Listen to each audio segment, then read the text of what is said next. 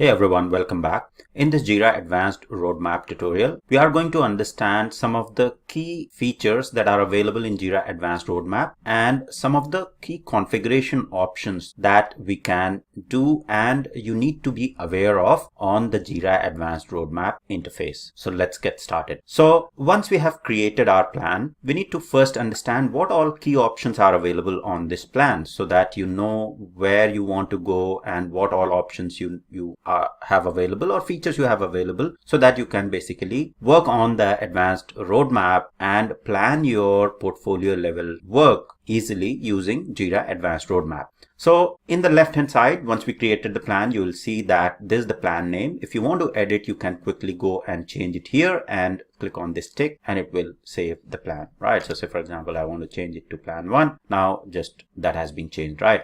The 3 ellipses here, you can configure, delete the plan, take a tour and help. So this is most of the help that you'll get for the plan related. In terms of configuration, I can go to the configuration and you will see that it is on the scheduling, save views and different options for the plans, the configuration options that are available for the plan. You can estimate based on days, hours or story points. So choosing this selection will ensure the alignment of the estimation that is being done within your projects or teams, right? So say for example, your teams is at the story point planning level or follows that, choose the story points. Similarly, for the dates and other values, you will see that you will be able to configure the details here. Okay, in terms of dependencies, you can choose the different options to configure how to schedule dependent issues in the plan. Either you can do sequential or concurrent, etc. Okay, so there is a lot to cover in this particular section here, so I'll cover this in more advanced later,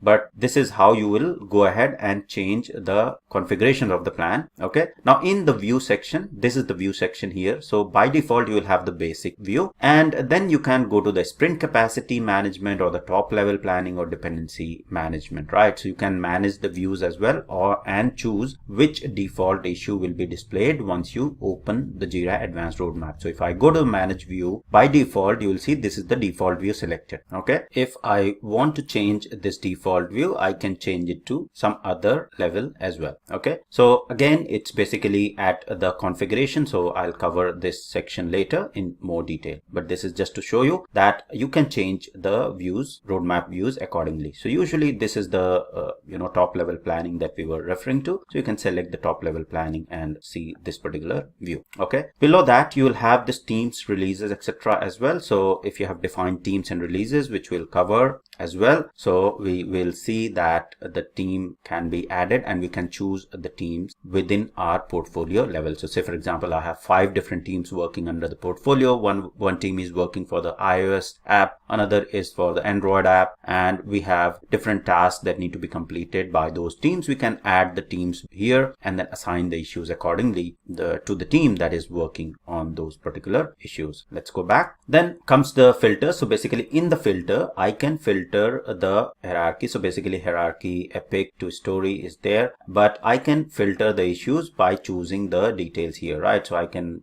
either choose the sprint for which I want to filter issues based on the assignee. So a lot of options in the filters. Okay, nothing too tricky here. In the view settings, you will see that the color at the moment is set to project, right? If I'll choose none, it will by default choose the defined color, but ideally, so say for example, I want to change the color based on the project. So you'll see the color coding has changed for the timeline based on the project issues. Similarly, for the sort by, you can sort the issues based on different options that are available here, and then grouping by the project, right? So at the moment the grouping is by the project, but I can group by the assignee and by the team or by the sprint as well if we have the team defined, right? So let's move it back to the project. Dependency style is the badges or lines, right? So I can choose the dependency. So at the moment it was badges and there were no lines that were shown, right? So this was because the dependency style was the badges, right? So only badges were available, but we can change it to lines so you can see the dependencies and the lines among the dependencies.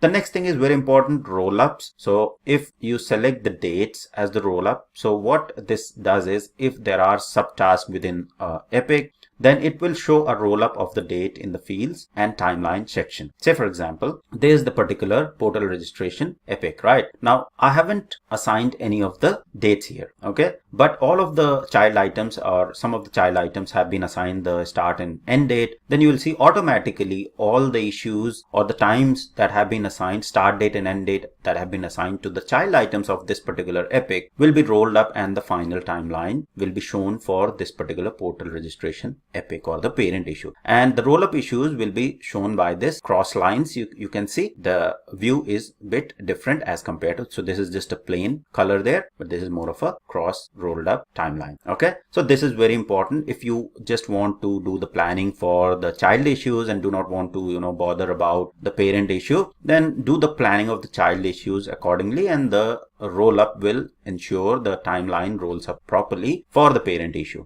Okay, so that's the very good feature. Then you can choose other as well. Okay, the next thing is you can save this view. Okay, so what will happen is you can save this view as save as new view. So I can click on save view and I'll say new view and then click on save, and what this will do is this particular view will be basically saved, right? So that new view will be saved here, and it will be available in the roadmap view. Okay, so depending on what all changes you do here, if you want to add a certain new columns, which I'll cover, but by default these are the views, but then you can create your view and then save the view as a new view and then choose the new view so that you can view the overall plan in the advanced roadmap as per your needs in the portfolio. Okay, so that's about the saving. Okay, you can delete the view as well, and then the next section is basically around the configuration of the, so here directly you can create the issue within the plan itself. Okay, then in terms of issue you can collapse and things like that. You can do the bulk changes selecting all, and you can do the bulk changes directly from here from the plan. So you can bulk change in Jira or remove from the plan accordingly. The next thing is around the fields, very important. So if you click on this,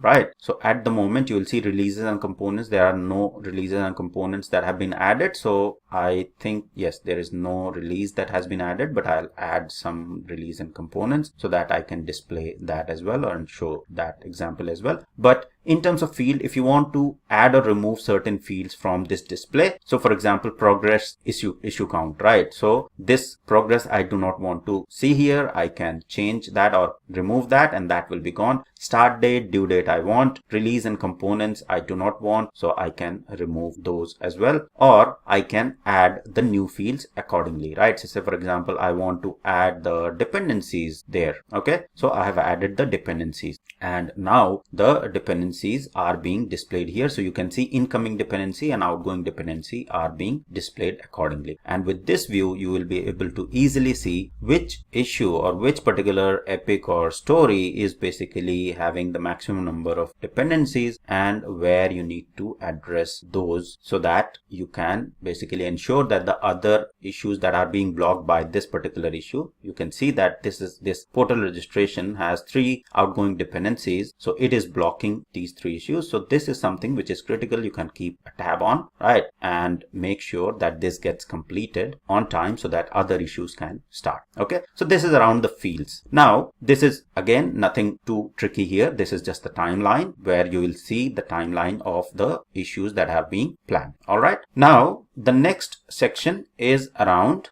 here. So next section is around the display, right? So I can maximize to the full screen, so it will be the full screen plan as such. Then I can see the quarterly, monthly or weekly, and then also reset this date to today, right? So whatever date will be there, it will be displayed accordingly. So you can change the plan accordingly and the display of the plan as per the custom range or quarters or month. Once you have done all of these changes, so these are some of the key sections, right? Once you are happy with all of the changes that you have done, then you can share this particular plan. All right, you can also embed in Confluence. So if you want to generate link and embed or generate the link to share the plan or use it in the Confluence, you can add it in the Confluence. You can embed it within the website as an iframe, or you can export the plan as a CSV as well. Okay, similarly there are certain warnings, so you can go through and look at the warnings that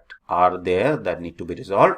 And then the most important thing is around review changes, right? So unless and until you go ahead and review the changes, because this plan that you are updating here will be a single source of truth, right? So say for example, you are doing a multiple team planning and you are changing the start and end date of certain issues based on the dependencies of the issues. So you might be changing some of the dates and moving forward and bringing backward some of the release dates for the issues. So in those cases, once you do all of those changes in the due date and start date of the issues, you have done some of the dependency management and updation in the plan, you have to basically review these changes and save all of these changes in Jira, because once you do these changes, these do not go back automatically and update the start and due date, whatever you update here, or dependencies automatically within Jira. These changes are still here unless until you go ahead and say review changes and save selected changes in Jira. Once I'll do that, all of the changes that I have done here will get updated into the issues, including the time and the due date, etc., into the Jira issues, into specific projects. Okay, so you can either save or you can discard selected changes. So let me save the selected changes and you'll see it will show saving in Jira. So now you will see that there is no highlight here that I have to review the changes. As soon as I'll change any of the timeline and things like that, right, you will see again there has been one change that I can review and update in Jira accordingly. Okay, so this is a brief introduction about the Jira Advanced Roadmap layout and some of the key features that are available and you need to aware of before you can start getting into the detail of the Advanced Roadmap within Jira. So that's all for this tutorial. I hope it was helpful. Thank you very much for watching.